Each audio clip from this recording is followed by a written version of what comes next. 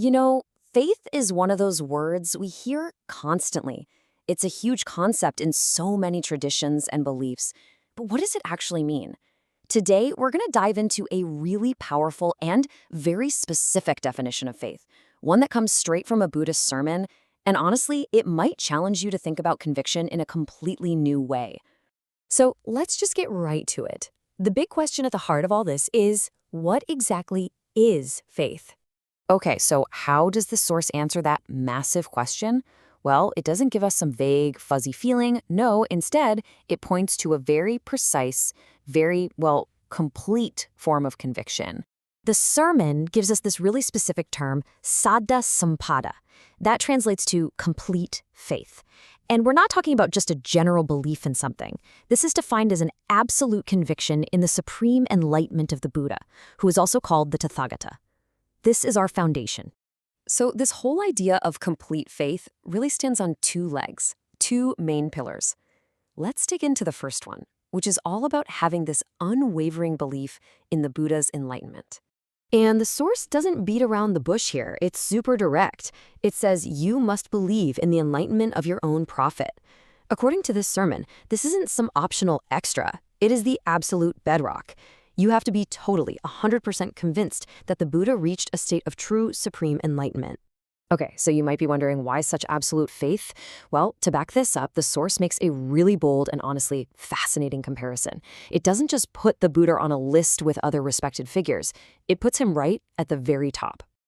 And here it is, the core claim. The sermon says the Buddha is more capable than all devas and brahmas. And these are, the gods and divine beings in this worldview. This isn't just a minor difference. It's a claim of total superiority when it comes to spiritual achievement. But why?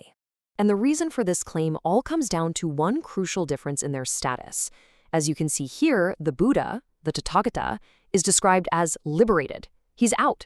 He's totally free from the whole cycle of suffering.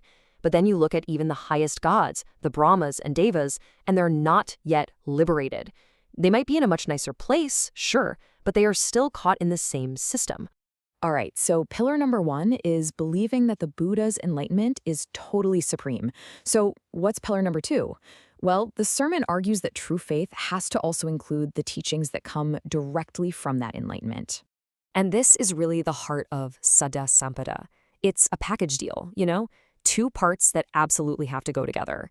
You have to believe in the source of the wisdom, the enlightenment, and you have to believe in the wisdom itself, the teachings. According to this text, you just can't have one without the other. And the source really doubles down here. It says flat out that if you accept that the Buddha reached this unique, liberated state, but then you kind of cherry pick which of his teachings you want to follow, well, by this definition, your faith is incomplete. It's a challenge to see the teacher and the teachings as one inseparable thing. So, okay, we've got this two-part definition of complete faith. But what does that mean for how you actually live? What's the result of having this kind of faith? The sermon argues that if you truly get it, your actions are going to change, big time. This is where the rubber really meets the road. It's presented as simple logic. If you are 100% convinced that one being has achieved total liberation and is superior to everyone else, then why would you keep directing your worship or asking for help from beings who, by that same logic, are still stuck and not liberated themselves? It just becomes unnecessary.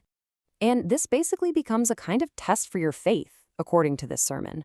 If someone keeps worshiping other gods, it's not seen as being inclusive or anything like that. It's seen as a clear sign that their saddha sampada, their complete faith, has failed. It's really presented as an all-or-nothing kind of deal. And that's what this sermon leaves us with. It takes this deep philosophical concept and turns it right back around to ask you, personally, based on this very specific, very demanding definition, is your faith complete?